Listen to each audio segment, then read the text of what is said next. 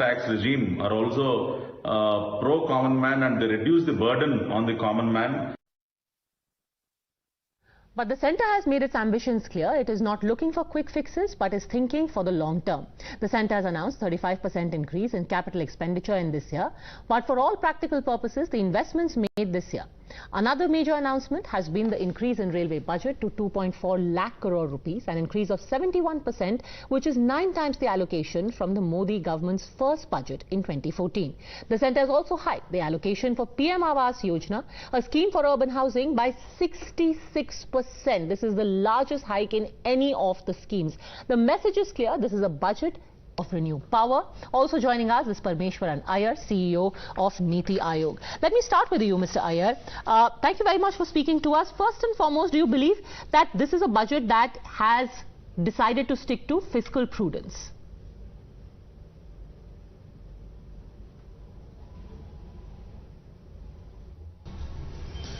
I think it's a very, very balanced budget, and in fact, if you look at the economic survey yesterday, which said the recovery is complete, despite global headwinds, despite the pandemic, we are on a 7% growth trajectory. Inflation is under control. Fiscally, you asked about fiscal. Next year, the fiscal deficit is going to be below 6. I think it's 5.8. And the plan is that it will be 4.5 by 25-26. So I think all steps have been taken in that direction. And if you look at macroeconomic fundamentals, I think we're okay. And now that's on the growth side. And then, we can talk about the inclusion side if you want. Also, there's been a pruning of subsidies for some key schemes, most notably for Manrega, Mr. Iyer. And the opposition is saying that this basically shows that the budget is anti-poor. What is the rationale for the pruning of subsidies in the key schemes? Look, clearly this is a budget which is looking in the medium term. It's not a short-term, short-sighted budget. Capital expenditure is going to be 10 lakh crore. It's up 33% compared to last year, and many excess over even 2018. In addition to that, the government is continuing with the 50-year interest-free loan to states for capital expenditure, 1.3 crores for that. Also incentivizing the states to invest themselves in capital expenditure. So this is giving a huge push to infrastructure, to growth, to jobs. And so I think there's a clear signal that, there's a big push towards infrastructure, growth, jobs, and that signal. So it's not looking at it in short term. Okay, let me also get in Mr. Sumant Sinha. First and foremost, what are your key takeaways, Mr. Sinha, from the budget?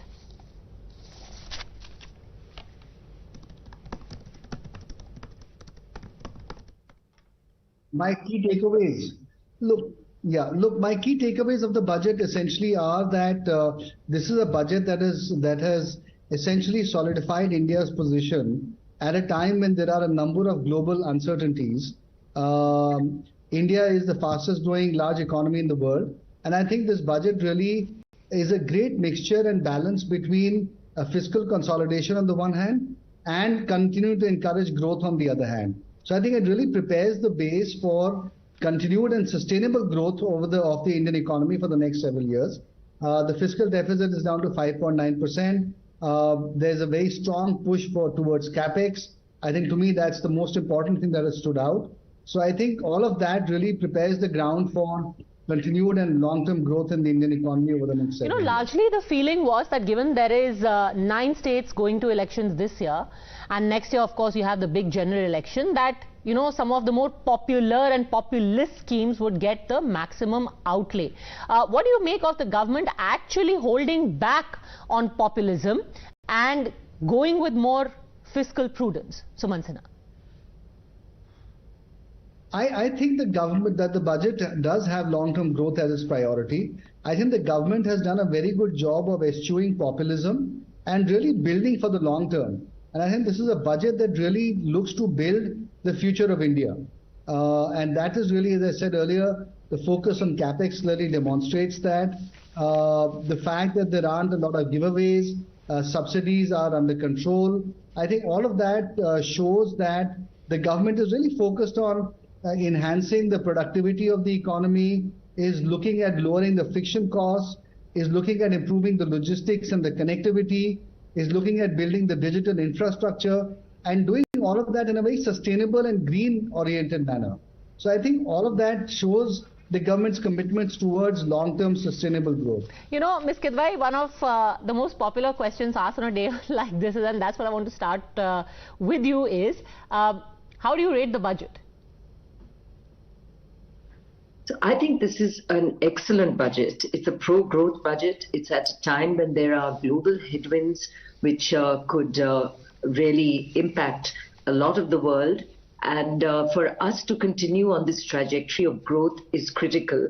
And this budget has set that trajectory of growth and, in fact, surprisingly, has, in fact, increased the capital expenditure, which was already high last year. So we have what is 3.3% of GDP going into capital expenditure, which, if you include the interest-free loans and assistance to the states, will be at 4.5% of GDP, which is really terrific. It is much needed. It is going to be hopefully upfronted, as in the first couple of quarters of the forthcoming year. And this will put India on a good trajectory of growth, which is indeed what we need. Meanwhile, all this is not happening at the cost of macroeconomic stability through fiscal deficit management. The commitment to be at 5.9% and reminding us that the 4.5% target at 2026 for the fiscal deficit is very much in sight is also important. So a great juggling act between growth and macroeconomic stability. But what do you make of the criticism that maybe it wasn't the best idea to actually make this new regime the default tax regime? Ms. Kidwai. Well, I don't know if I agree that it's not the right way. The idea is to move to a simple tax regime without exemptions. The government could have just done that by not even giving people the option. But it's retained the option. It's cleaned it up somewhat in that the brackets have altered. But as explained by the finance minister in her speech, for every level, there is indeed relief, as well as in there will be a lower tax payment, whichever regime they opt for. So what we've seen is a reduction in the tax overall, a cleaning up, which is, yes, coaxing people to move towards a non-exemption, accept the one tax rate type of thinking, which is where the country would like to go, and indeed is the way we should go. And in the process, by leaving more money in the hands of the middle class, ensured that there is a feel-good factor and indeed more money to spend, which in turn will fuel growth because of the demand that comes from it. Mr. Iyer, you did mention capital expenditure and the fact that the government plans to spend 10 lakh crores. How are we going to get the money for it? How are you going to get the money for it? Look, revenues are pretty strong also. If you look at whether it's direct tax or you look at GST, GST now is, in December was about 1.5 lakh crores. So revenues are pretty buoyant, I would say.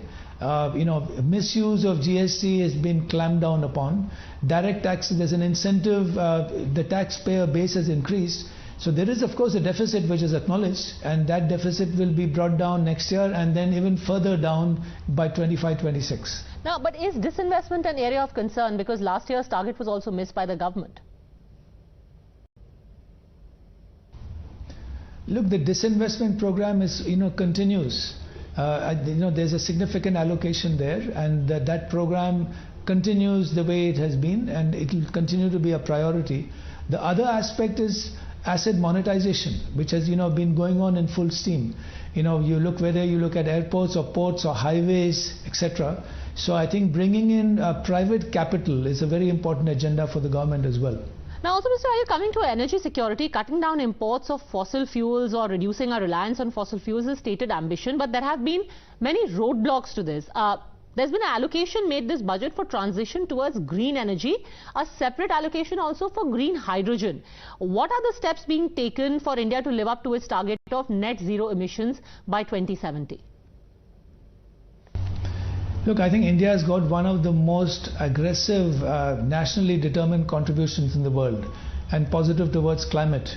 You know, whether you're talking about the going into electricity capacity of 50% based on non-fossil fuel, or whether you're going to talk of our commitment to net zero by 2070, the non-renewable story, I mean, fossil fuels will of course continue, but there's a huge thrust on renewables. Look at the green hydrogen mission, 20,000 crores approximately allocated towards that for 5 million tons. Our renewables are about 40% of overall capacity, power capacity, a big thrust. And apart from that, if you look at the biofuel story, a big push in this budget on Govardhan, using bio-agro waste for energy.